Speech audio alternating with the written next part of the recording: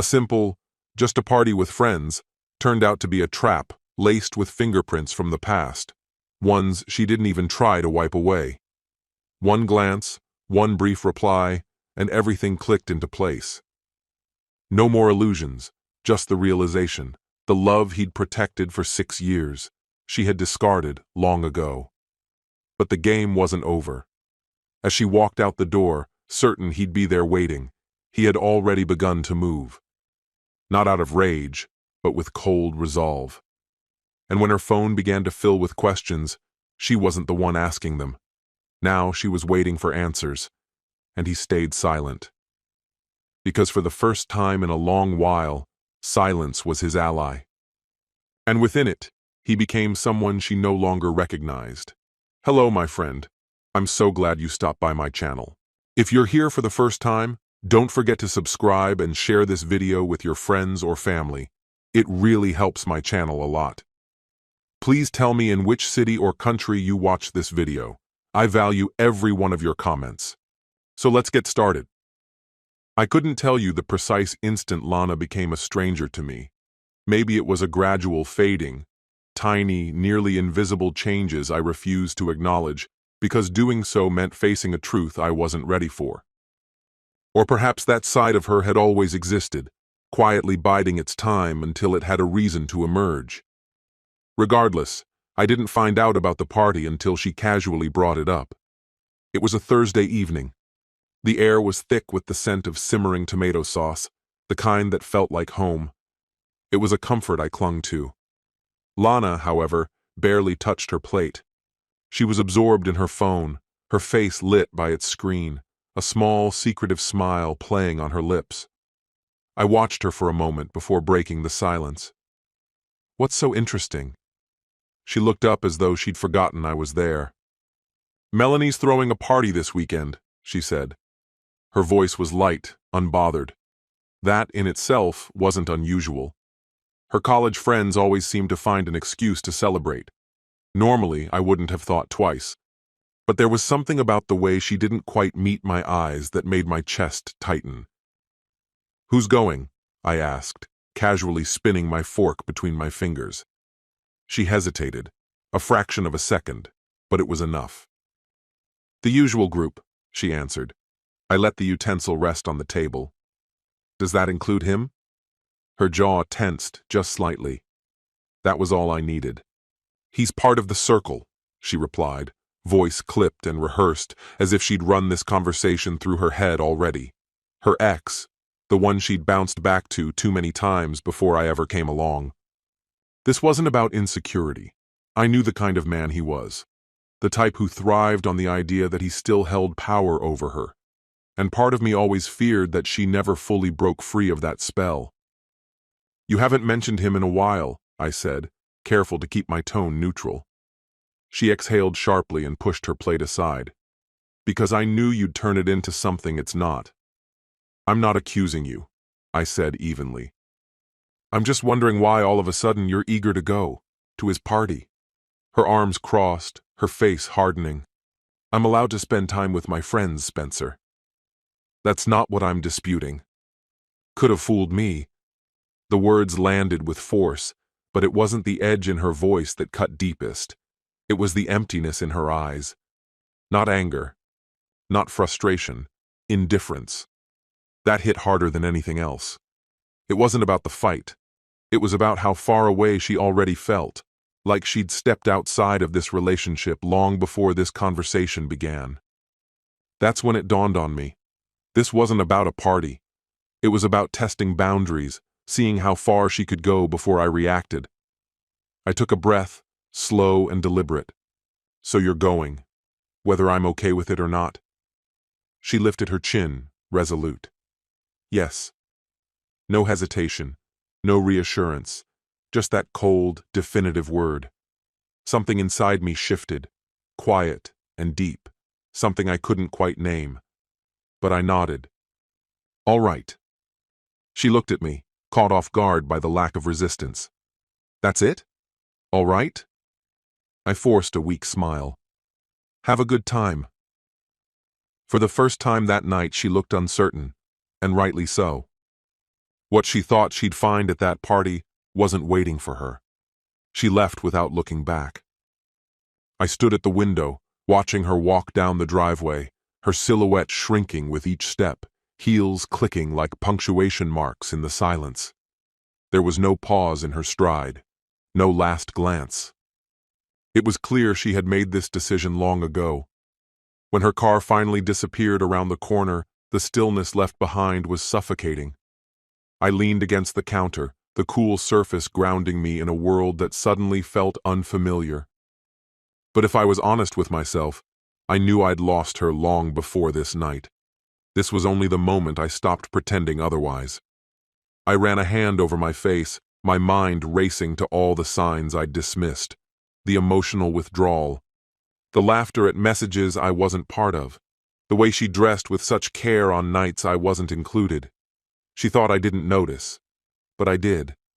I just kept hoping I was mistaken, that maybe, deep down, she still remembered who we used to be, what we once shared before the cracks spread too far. But she didn't look back. She gathered her things, put on her makeup, and walked out like none of it mattered anymore. Straight into the arms of someone who once claimed her heart, and maybe never truly let go. The weight of it settled in my chest, but I didn't let it break me. I straightened up and stepped into the living room. The lamp cast long, thin shadows across the walls. Everything looked the same, but the room felt foreign. On the shelf, our wedding photos sat undisturbed, me in a tailored suit, her in a flowing white dress, both of us smiling like we owned the world. I picked up one frame, tracing the glass with my thumb. 6 years.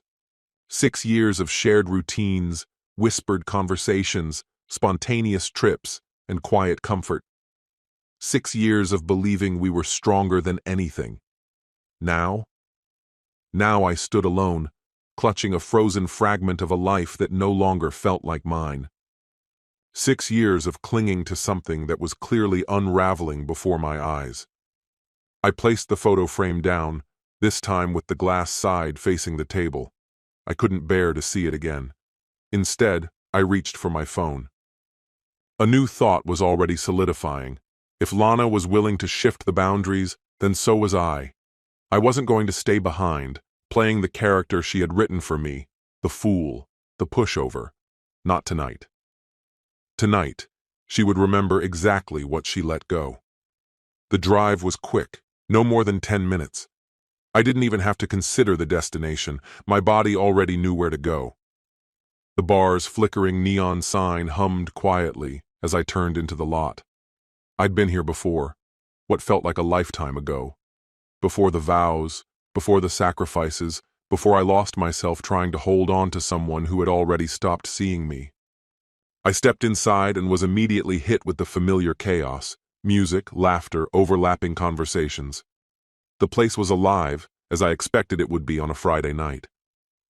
Glasses clinked, people leaned into each other's joy, and everything felt vivid and immediate. That's what I needed. Presence. I found a seat at the bar and caught the bartender's eye. Carmen looked up, smirking as she ran a rag across the counter. "Well, look who decided to come out of retirement," she joked. "Didn't think we were your crowd anymore?" I gave a quiet laugh. "It's been a while." She raised an eyebrow.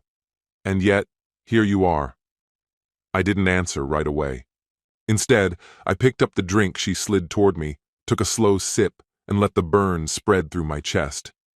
Yes, I was here. And for once, I wasn't waiting. I wasn't hoping. I wasn't at home, imagining Lana sipping wine in some too familiar room, trading old jokes with someone she used to love, and still might. That chapter was closed, but just as I started to feel grounded in that truth, my phone buzzed.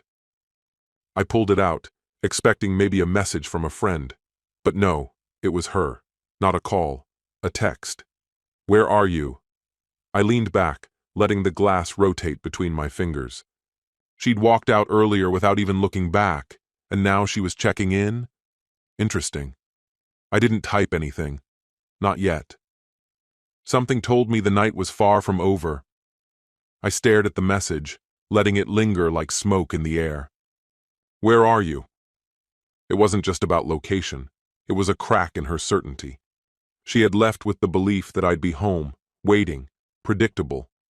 But now she wasn't so sure. I could see it.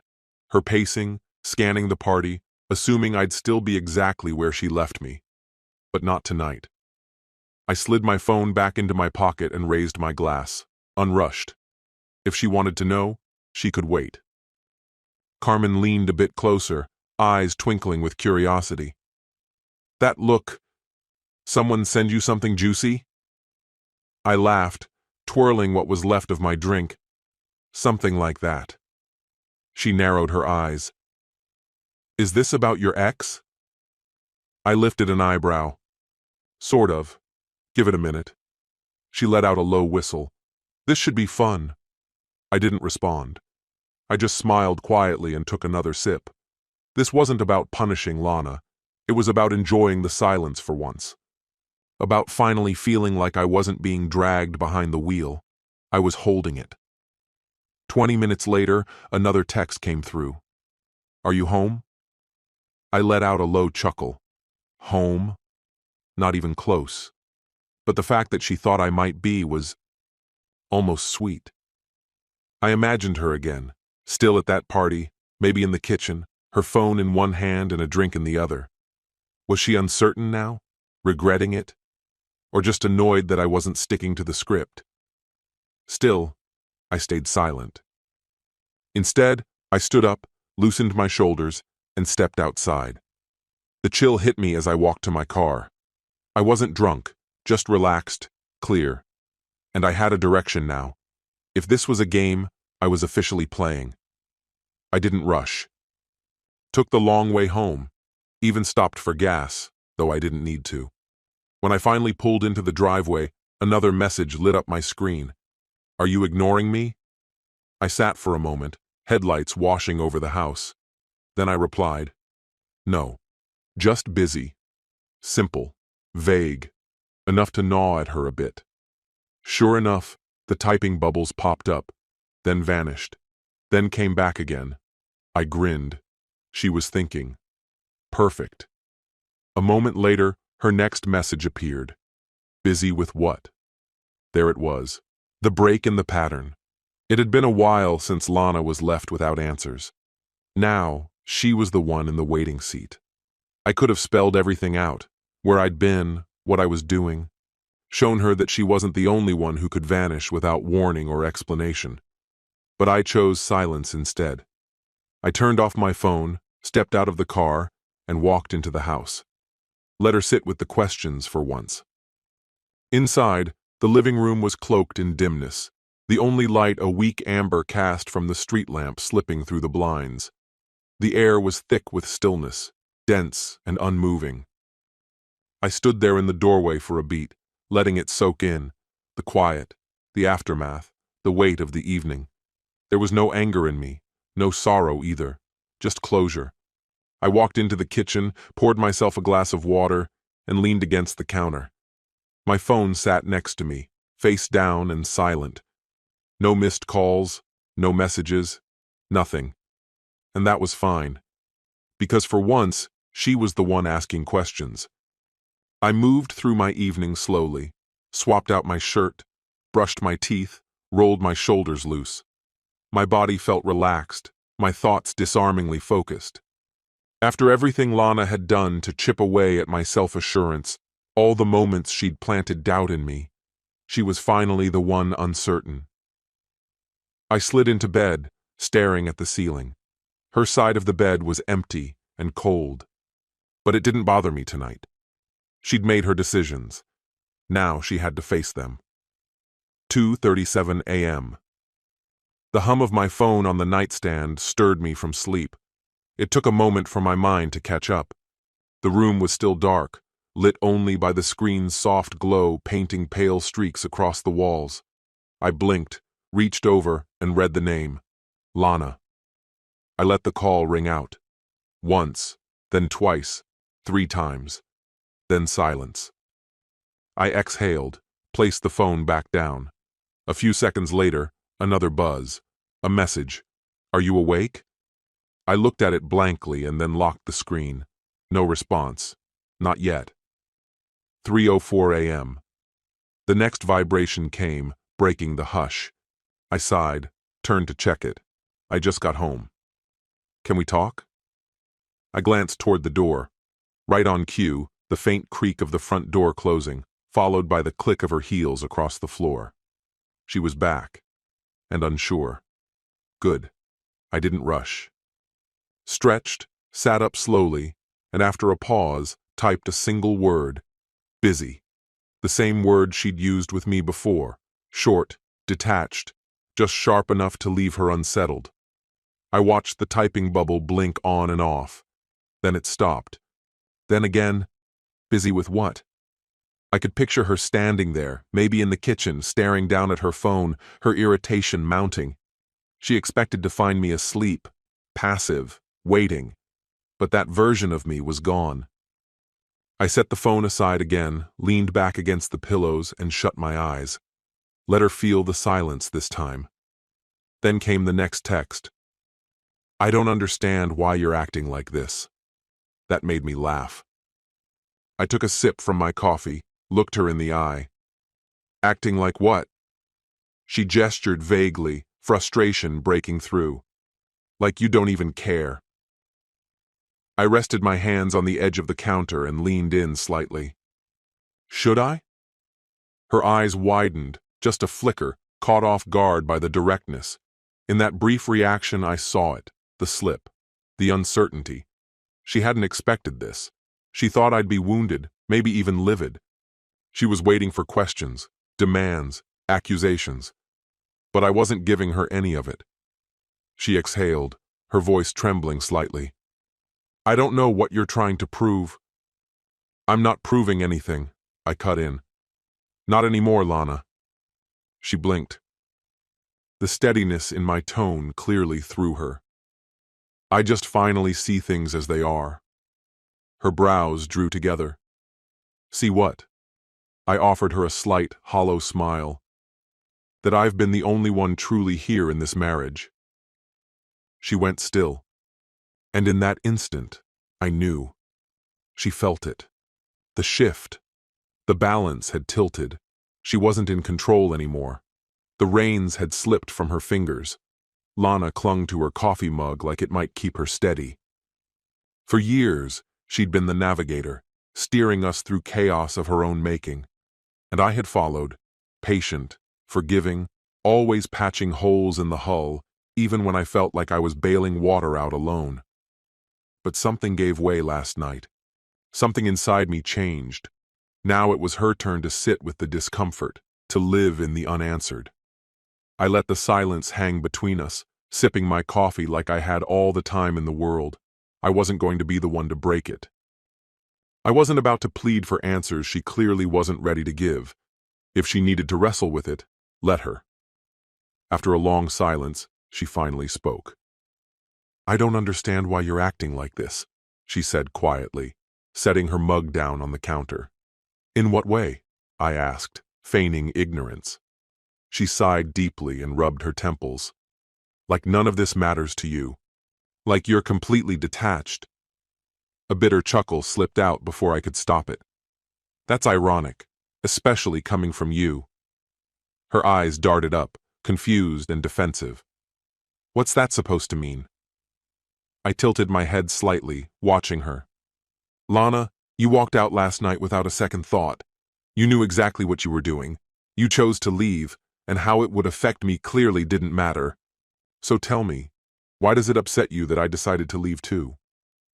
Her mouth opened, like she had something locked and loaded, but nothing came. She closed it again, lips pressed tight, scanning for a way to reclaim control. But for once, she had no cards to play. She crossed her arms and leaned against the counter. You're just twisting everything, she said after a beat. I let out another dry laugh, louder this time. Twisting it? You made your move, Lana. And now you're dealing with what came after. She exhaled sharply, turned away, and dragged her fingers through her hair. You're impossible, she muttered under her breath. I shrugged, unbothered. maybe. Or maybe I've finally stopped faking it. Silence fell again, not as a pause but like a heavy curtain dropping between us. She started tapping the counter with her fingers, clearly on edge, probably trying to figure out how to spin things so she'd be the victim again. But that script wasn't working anymore. Not today. When she turned back around, her expression had shifted, cold and unreadable. I didn't do anything wrong. I offered a faint, lopsided smile. Did I accuse you of anything? Her eyes narrowed. You're trying to make me feel guilty. I took another slow sip of my coffee, didn't flinch. If you feel guilty, that's on you, not me. She scoffed and pushed away from the counter, stomping into the living room. A second later, I heard the muffled sound of her sinking into the couch, followed by a long, irritated sigh. Good. Let her sit with it. I wasn't going to run after her anymore. The dynamic had shifted. Now it was her turn to sit in the unknown, to feel the weight of uncertainty. She sat stiffly, arms crossed, eyes locked on the window like she expected some revelation to come through the glass. But there was nothing left to clear up. No more explanations to give. And for the first time in ages, I felt a flicker of peace. I finished the last of my coffee, rinsed the mug, and leaned against the sink, watching her from across the room. The woman I used to trust above anyone else, my partner, my safe place, was now just a stranger who looked familiar. Eventually, she turned toward me. Her face had softened, her guard lowered a little. "Spencer," she said, her voice tentative, almost hesitant. I raised an eyebrow. "Yeah?" She looked like she was about to say something real, maybe offer an apology, maybe ask me not to go. But the words never came, and that silence told me everything. She wasn't sorry, not truly. What she felt wasn't remorse, it was fear. Fear of losing the life she had grown used to. Fear of losing me, not because she loved me, but because I was the safety net.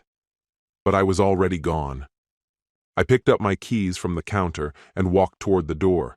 She sat up straighter, alarm creeping into her expression. "Where are you going?" she asked. I gave a small, dry smile. Does it matter? For the first time, I wasn't chained to her indecision or carrying the weight of a relationship she kept letting drift. I wasn't waiting anymore for her to recognize my value. I knew my worth. She just wasn't the one who could see it. The morning air greeted me as I stepped outside, crisp and clear, brushing against my skin like a promise. I didn't have a destination yet, but I knew one thing. I was moving forward. And I wasn't turning back.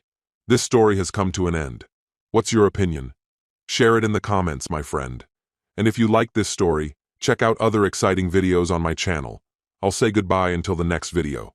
See you.